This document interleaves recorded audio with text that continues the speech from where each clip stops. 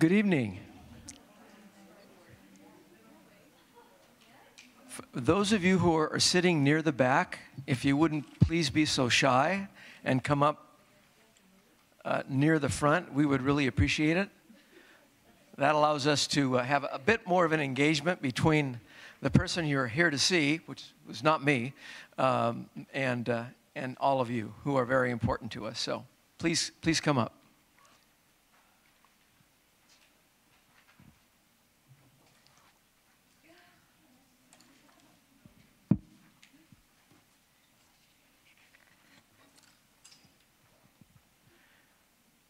So, good afternoon, and welcome to the second day's Presidential Forum associated with our governing board selection process for our next leader of Pasadena City College. My name is Dean Colley, and I'll be your moderator this evening. My firm, PPL Incorporated, has been assisting your search and selection process over the last 6 months. Our candidate this afternoon is Dr. Arturo Reyes, a finalist selected by both our college's search committee and our district's governing board. We thank our candidate, as well as both of those groups, for their thoughtful and diligent commitment to these important processes. As you entered the room this afternoon, you should have had access to a one-page document that printing on both sides, okay, that provided you some background information about Dr. Reyes. And also on the reverse side, there is a participant feedback form. If you didn't receive one as you came in, would you please raise your hand and we'll make sure that you get one, okay? Please use this feedback form to identify your perceptions of Dr. Reyes' strengths, any concerns, and your overall opinion regarding his serving as our next superintendent president. We will have representatives from Human Resources Office at the exit doors to collect your feedback forms. These forms will be compiled for each finalist candidate and reviewed by members of our governing board as they engage in their deliberations regarding which finalist candidate will be our next superintendent president. The format for today's 50-minute forum will be the following. We'll begin with our finalist candidate providing responses to 2 introductory questions, which I will ask. This should take about 10 minutes. We then will engage in a 35-minute question and answer period, okay? That will be based upon questions from you, which should be written legibly, please, on 4x6 cards that you should have been given as you entered the room. If you did not receive at least one 4x6 card, please raise your hand and we'll make sure that you have some, okay? Please note that as you write these questions on these cards, that the topics must be relevant to our selection and the qualifications and characteristics for our next superintendent president. Then the third segment is that we will end with a 5-minute period where Dr. Reyes will be provided the opportunity for a closing statement. So let us begin with our introductory questions. There will be 2, all right, and I will ask them together. Given the qualifications and characteristics we seek in our next superintendent president, as well as institutional strengths and challenges we face, would you please briefly describe your background and how that suggests propensity for success in this critical leadership position? And after your first 6 months in the position, what criteria would you use to evaluate your effectiveness as our new Chief Executive Officer? So we have about 10 minutes to do that. Thank you, Dr. Reyes. Thank you. Thank you, first of all, for the opportunity to be here to address you this evening. It really is a pleasure, and if you feel at some point that I'm repeating myself, it's probably because I am from this morning. And when I used to teach, it was always interesting that at one point I taught the same class 4 times back to back. So by the 3rd time, I barely could remember what I had done 2 or 3 times. The poor students had to suffer through it. So I apologize in advance. And those of you that came back a 2nd time, thank you very much. That's very courageous of you. I do see a couple of folks that came in earlier. I want to start by telling you a little bit about myself that maybe isn't in the bio, or maybe expand a little bit on what is in the bio. The bio itself, I think, has all of my education, my experience, and the different positions I've held. But I want to emphasize a little bit more about who I am, perhaps. So I have held a number of jobs over my lifetime, and I started, my first job was as a student worker at a public institution of education. My second position was a classified staff member at that same institution. And then from there, I went and received a teaching credential. And after receiving the teaching credential, I decided to go into teaching, taught English as a second language and Spanish at a very diverse school. After 14 years of doing that and dabbling into administration, I decided to go to the community college where I went over as a coach for soccer for about 3 years, 2 as a volunteer, with the last one paid. And then eventually, I became a faculty member in the Spanish department tenure track. From that point on, after being there 2.5 years, we had 6 deans in that area where I worked in a 5-year period. And so the vice president asked me if I would like to be the interim dean. And not knowing any better and having a little experience as an administrator, I said yes. So I became the interim dean. And I was the interim dean for half a year, and then I became the dean in that same area for 7 years. And I mention that because when I came into the division, it was very contentious. It was a real challenge. And the individuals, I think, prided themselves to a certain degree on how soon they could have the next dean move out. And I survived, is the word that they use, but I enjoyed, is the word I use, 7 years as the dean of that division. And when I left, one of the things that happened that really meant a lot to me was that for the first time ever, the departments would compete, basically, to see how many positions they got, how many faculty positions they got that next year. And the year before I left, the last year we went through the process, the English department volunteered to not take a position so that the sociology department could take a position. And that wasn't easy to accomplish, but it took about 5.5, 6 years for people to become more collaborative and actually work together towards a common goal. And the reason I mention that is because that says a little bit about who I am. So after doing that work at Casumnes, I went over to the State Chancellor's office. And at the State Chancellor's office, I worked in economic development and basic skills. From there, I went to San Jose, which is a pretty good size multi-college district in San Jose, obviously. And there, I was able to be the academic vice president.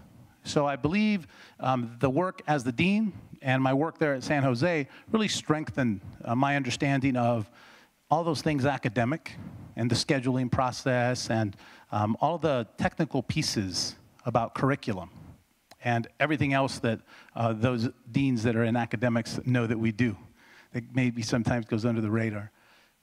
I left San Jose. I was commuting 90 miles each way from my home to San Jose. And I left San Jose and went over to Solano College, where I was recruited to be the executive vice president, overseeing student affairs and academic affairs. So less pay, double the job, but 10 miles from home. So I think my family really appreciated it, as did I, because 90 miles each way drains on you after a year.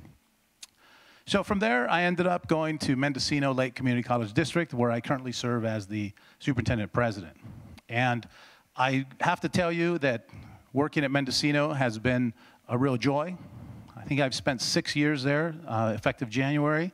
And I think I've learned a lot about leadership, about being a superintendent president, about working with the board. And I've learned a lot about, I think in general, about leadership. So here I am today. And so how does all of that prepare me to come to Pasadena? I think the question that I asked myself before I came to Pasadena is, why Pasadena? Maybe something you're thinking about too, right? Why Pasadena for Arturo, from Mendocino County? Well, a couple of things. One, you have a very diverse student body.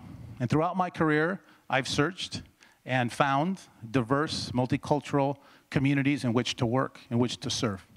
So that's one thing that attracted me. Another thing that attracted me to Pasadena is your excellence. And I mean that in terms of your academic excellence and your student services excellence. Your academic excellence is reflected in your consideration for the Aspen Award. Your excellence in education is reflected also in your transfer rates. It's also reflected in the success that your students have after they transfer, which is very impressive. Your retention, classroom success, persistence are all strong, your accreditation strong, your planning process is excellent. So all of those things attracted me to Pasadena. And I will tell you, I'll be very honest with you, my family loves it where we're at. I really enjoy the job that I'm doing. But this, to me, was really a professional opportunity that I recognize doesn't come around very often, to have the opportunity to interview and be considered for a position at Pasadena City College. So here I am today. One of the pieces that was in the qualifications that you stated, and one of the parts that I considered, and I hope you're considering, it was in your job description, is what is it about what I do that could have me be successful here? Well, I have two, maybe three parts of things that I really cherish and I really care for that I think align well with what you are doing and what you want to do here in the future. One of those is that I completely and entirely believe in the mission of the community college. And in the brochure, it says, somebody who's dedicated to the mission of the community college. And I am committed, I'm dedicated, my life. And I used the example this morning. I'm going to repeat it at the risk of having a couple of you hear it again. But personally, both of my kids went to community college. Although they had completed A through G requirements, so they were eligible for CSU and UC and privates, they chose to come to a community college. One of them finished, transferred to Cal Berkeley, and now he's finishing up his last year of law school. The other one is still in community college. He's in his second year, finishing up, playing basketball, enjoying that, and also ready to transfer in the fall. So I think, as I said last time, part of why I believe they went to community college is because they really see that I believe in community colleges. And I don't see community college as the institution that's only for those that can't make it to the university. And so that is something that motivated me to apply for the position and something where I align. The other piece is your work with equity. You, in a lot of ways, lead the state in your equity work. My experience in life has been about equity. All the positions I've taken have been about equity and making sure that all students succeed and that we create inclusive environments. So those two things together, I think, align very well and prepare me well to serve. The last thing I'll say is that you also asked in your job announcement for someone who could move Pasadena into the future and move to the next level. And that really resonated with me.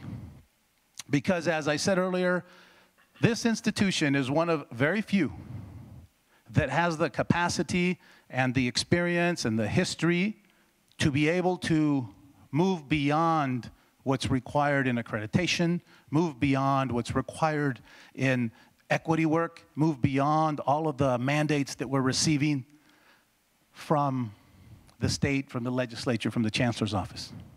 The vision for success, guided pathways, integrated planning, AB 705, all of those are things that you are going to master, that we're going to master.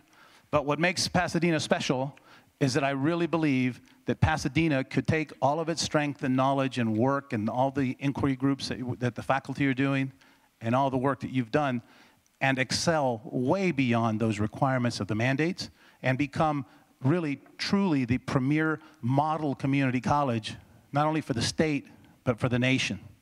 And so for all of those reasons, I'm here before you today, hoping that you will give me full consideration and hopefully be your next superintendent president.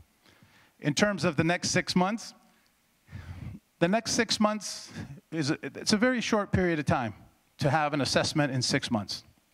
But my sense of how I will know I'm doing, how will I know how I'm doing and what criteria will I use, is that I will do what I've done other places where I've gone. I will reach out to you, and you will tell me. That's one thing. I will meet with you. I will listen to you. I will meet with all the constituency groups.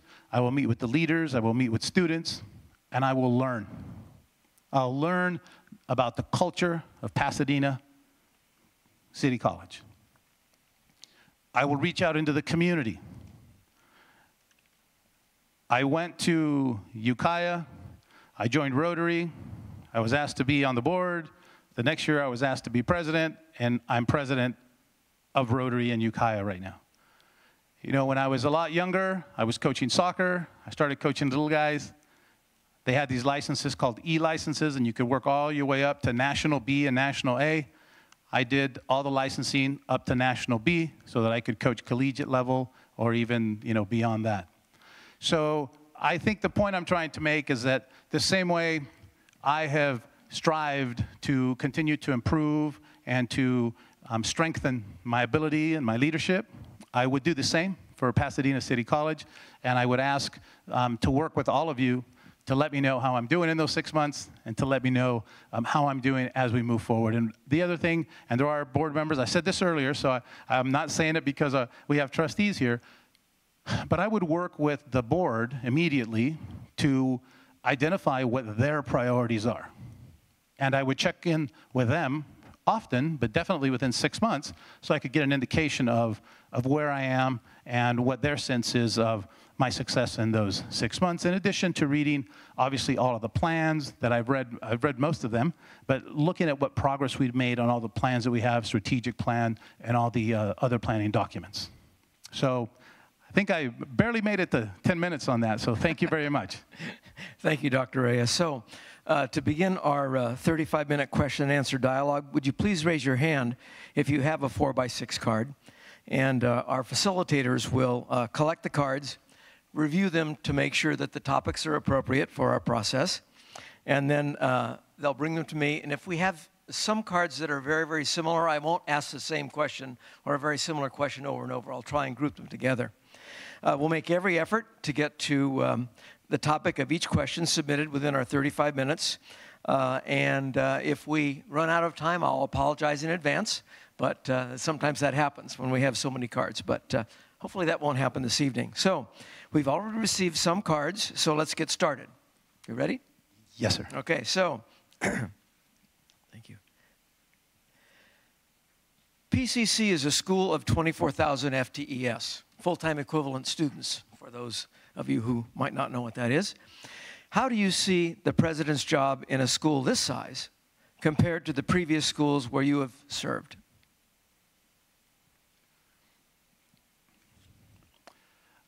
I would start to answer that question by saying that in the division I worked in Los Rios at Cosumnes River College, there were quite a few FTES. It's been a while, so I don't remember how many, but I know at one point we were serving in my division more than 10,000 students, and I was a dean at that point. San Jose City College, obviously, is a large urban institution, and I served there as both Vice President of Academic Affairs and then interim president for a period of time.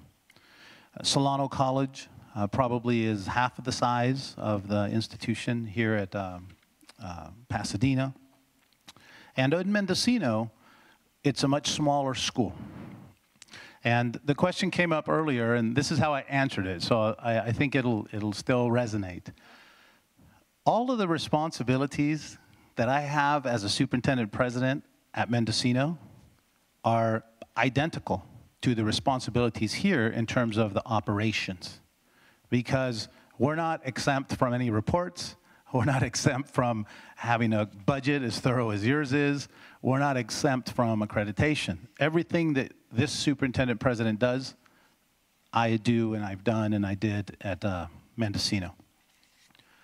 What is different is obviously the scale. One of the things that I find different is the number of colleges and universities around us. In Mendocino, we are the college of the county, and all students who want to go to a community college come to our community college. And here, I know, one of my employees, when he found out I was applying here, he said, yeah, I used to live in the San Gabriel Valley, and I used to drive to a different community college. And I thought, that's interesting. But there's so many colleges, community colleges, that there is some competition. There are also a pretty good number of universities. So it's much easier for the students here to want to transfer to a university, than it is where we're at. So when students go to our community college and they want to go to university, they have to leave home. They have to go an hour away at least. And if that's not the university they chose, sometimes it's 2 or 3 hours away if they want to go to university. So those things are different. So the scale's different. I think, definitely it's a bigger budget, it's a bigger institution. But I really believe that, who I am and what I do and how I do it can work here. And having relationships with individuals, with the leadership, having a good relationship and a trusting relationship, open relationship with the board, I've done there, I can do here. And getting out to the community. One of the things that is very different here, and I think it's a positive, I'll take it as a positive, is that over there, the same small group of people are taxed. So they serve on multiple foundations, they contribute to the same causes. And here, I think there are more opportunities to be able to reach out to different industries, different businesses, different foundations, different individuals to support the college and to form partnerships and alliances with the college. So I'll leave the answer at that, sir. Thank you. The next 2 cards actually are very strongly related, so I'll ask them together. So Dr. Reyes, please describe your vision of change for Pasadena City College in the next 3 to 5 years.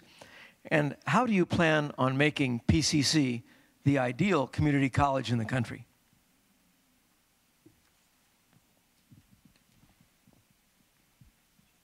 There was a similar question earlier today, and I'm going to answer it a little bit differently.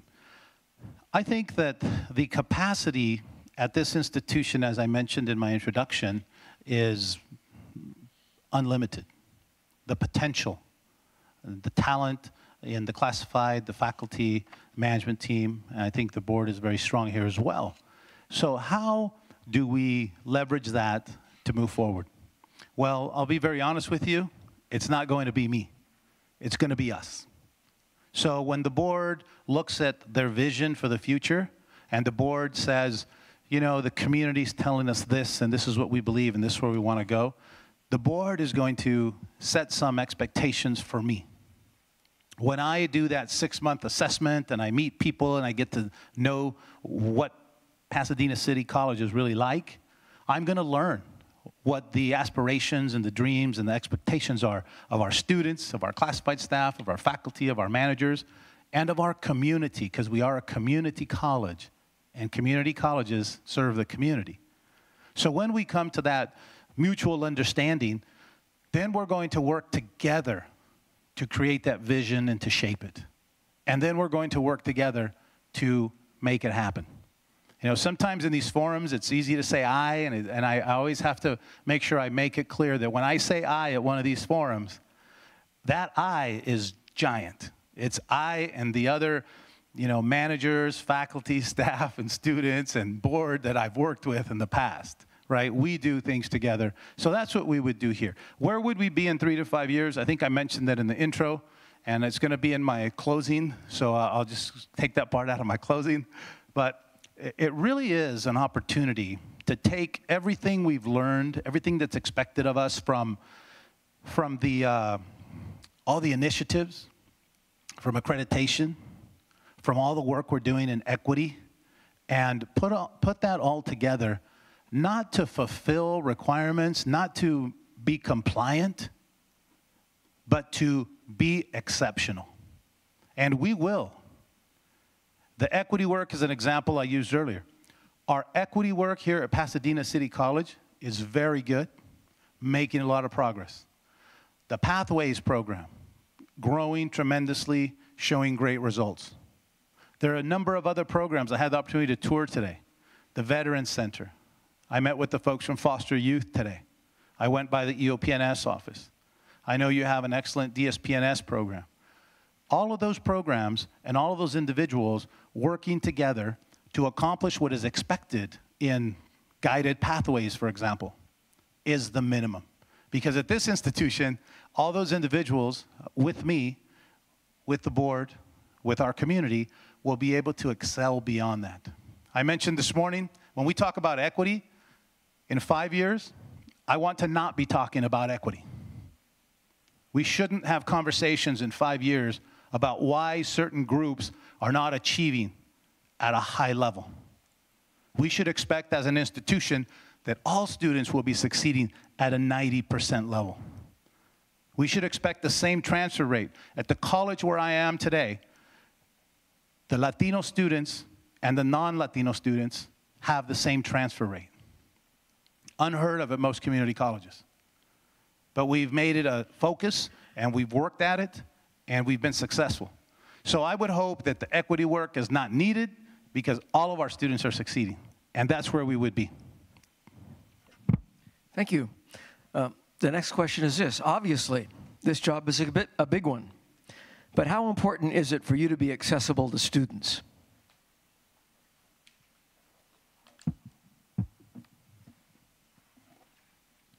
It's very important for me to be accessible to students. I will just say frankly and openly that I always remind folks that we are here for the students. Students always have an open door to my office. I intentionally, at Mendocino College, where I am, and at San Jose, where I was, and Solano, I eat in the cafeteria, and I walk around campus. It's a lot easier in Mendocino, where most of the students I know, and they know who I am. We just kind of wave, and we even know names. It's going to be a lot harder here, but it doesn't mean that it won't happen. What I will do here, because there are so many clubs, I went over during the tour and had the opportunity to see all those students. There were probably 25 to 30 students today working on different projects for different clubs in that room.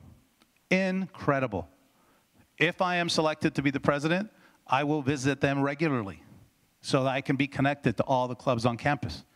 Today there was an activity on campus. I am also known at my college and at other colleges where I've been to participate in all of the activities. That's just normal.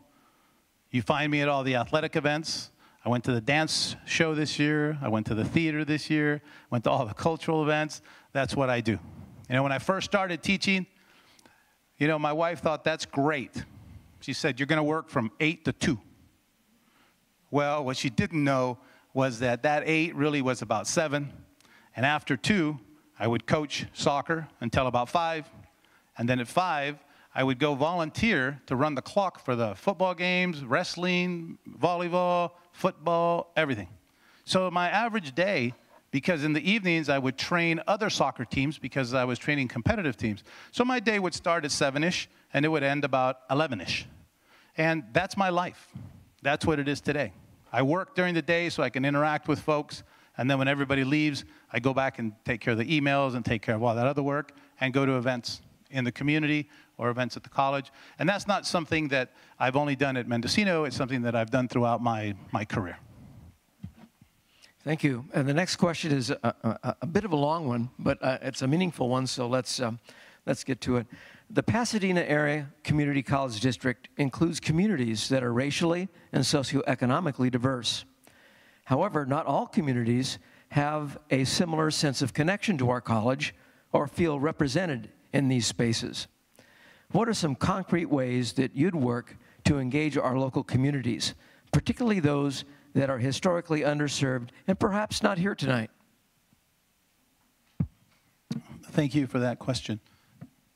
I like that question because it really gives me an opportunity to talk about one of the things that I feel very proud that we accomplished at Mendocino, and I hope you will humor me as I talk about Mendocino, but I think there's a very direct correlation to what could happen at Pasadena. The Latino student population in Mendocino at the college was at approximately 18% when I arrived. Today, it is at 34%. And we were able to become a Hispanic serving institution. We were able to receive a HSI capacity building grant, and it's had a tremendous impact on our organization. When I arrived at Ukiah, I found out, I kind of knew, but once I got there, I realized it. There are approximately 20 different tribes that reside in our area up in Mendocino County. And my experience with the Native community was minimal. And I say that because there may be some communities here that I'm not as familiar with, given where I've worked. But starting from about 2 months after I arrived, I reached out to every tribal council leader in our county, and I invited them to the college, and I hosted a lunch, and I told them who I was, and I told them that I wanted to have their trust.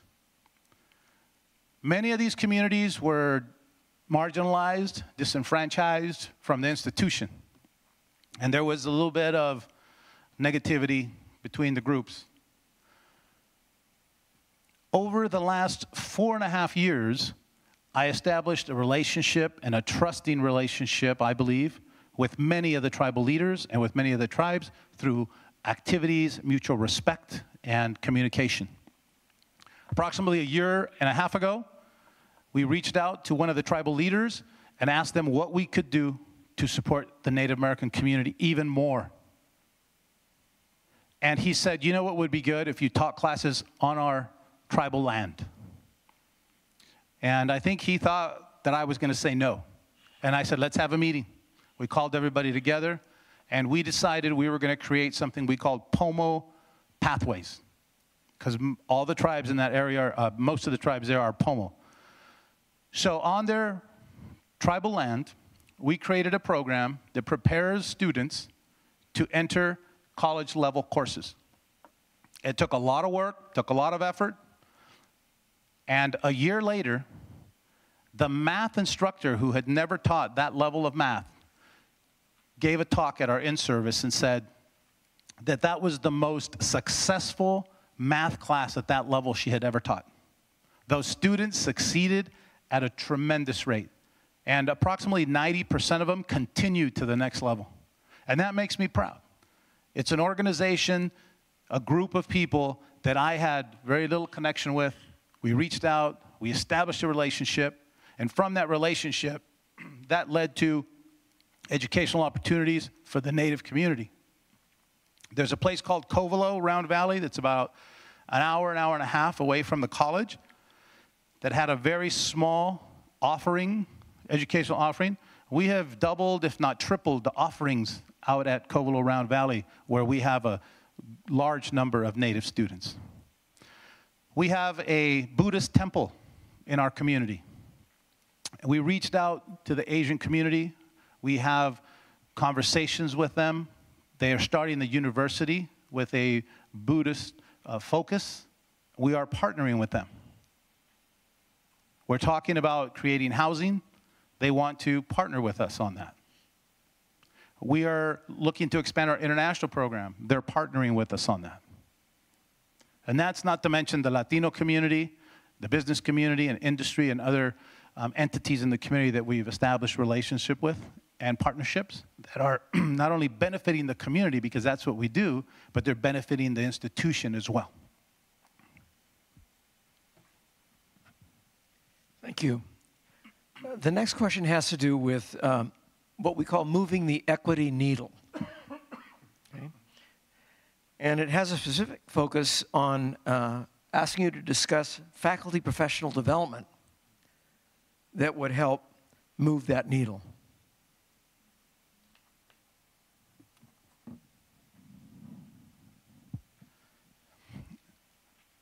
I'll begin by acknowledging that the needle around the state hasn't moved enough. And I will also go out on the limb, smaller group, maybe my future boss is in here.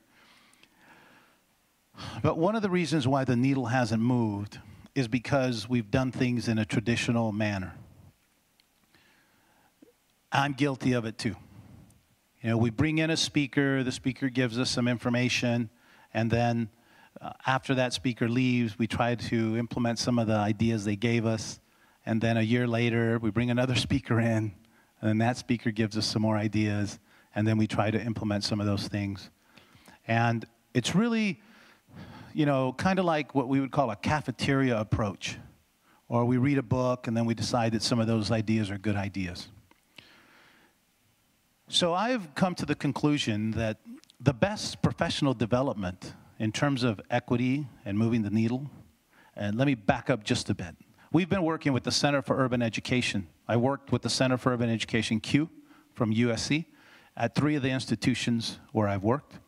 I worked with the folks from Achieving the Dream at one of the institutions. And we've also done a lot of training on cultural competence at different institutions where I've been. But what happens is all of that professional development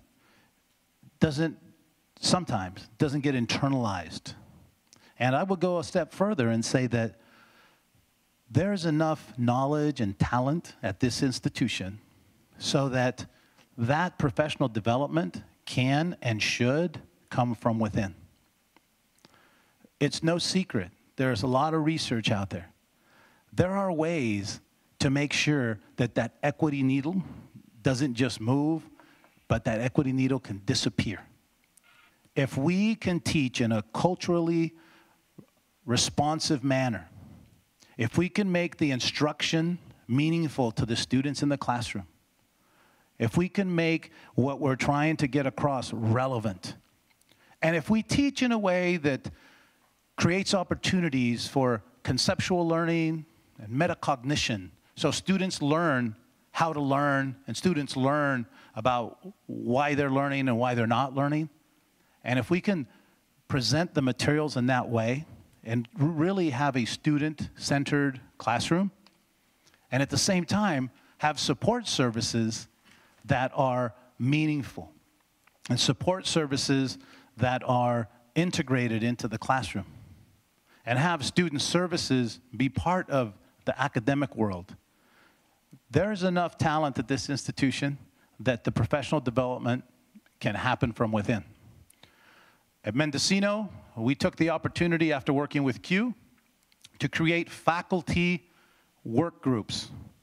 And what those faculty members have been doing over the last few years is they come in, they learn about equity, they learn about some of the research behind the equity work, and then they go and work together to assess each other in the classroom and to see through an equity lens what's going on in that classroom. And they give each other feedback, and they learn from it. And at the end of the semester, they reflect on the readings, they reflect on the experience, and their classrooms change. That is the true professional development when it's happening in the classroom, it's connected to learning. And they can see at the end of the semester, at the end of the year, whether it worked for students or not. And they make changes. And that's more of an internal professional development. So as we move forward and we're trying to address that equity and we're trying to move that needle, we have the capacity to do it as an institution.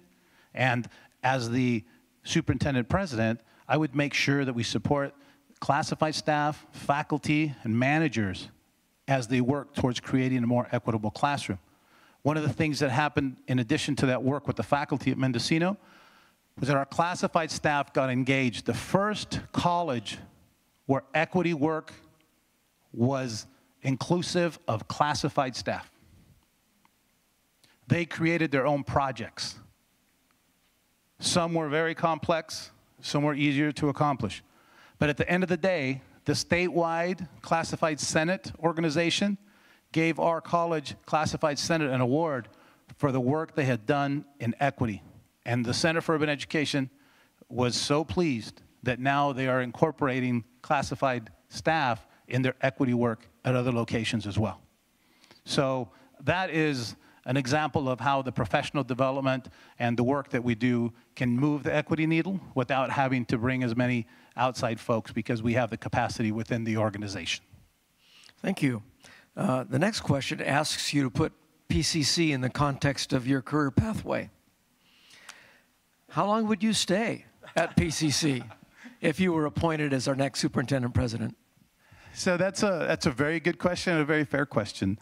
I have had the privilege of working in many, I think, very good institutions and exceptional institutions. And I truly feel like my work in my whole career, my trajectory, has prepared me for this opportunity. How long would I stay here? Although I know I probably look really young, I'm probably 10 years from retirement, maybe 9 or 8. And my hope is that Pasadena City College is the only other place I work. My kids are off now to the universities, and the family's ready to make a move. I've always wanted to be in Southern California, although they say it's supposed to rain tonight, so that's not, it's not supposed to rain in Southern California. So I really have been thinking about an institution like Pasadena for a long time, and the opportunity is right. This to me would be the culmination, to say, of my career, and I wouldn't be looking to move anywhere else. I would be here as long as we were doing good work, and as long as we were making progress, that we were moving that needle, and making sure that we work to become that premier institution that we all want to become. Thank you. The next question may be part of your closing comment, but we'll ask the question anyway. So what is something that makes you stand out from our other 2 candidates who we're considering as finalists?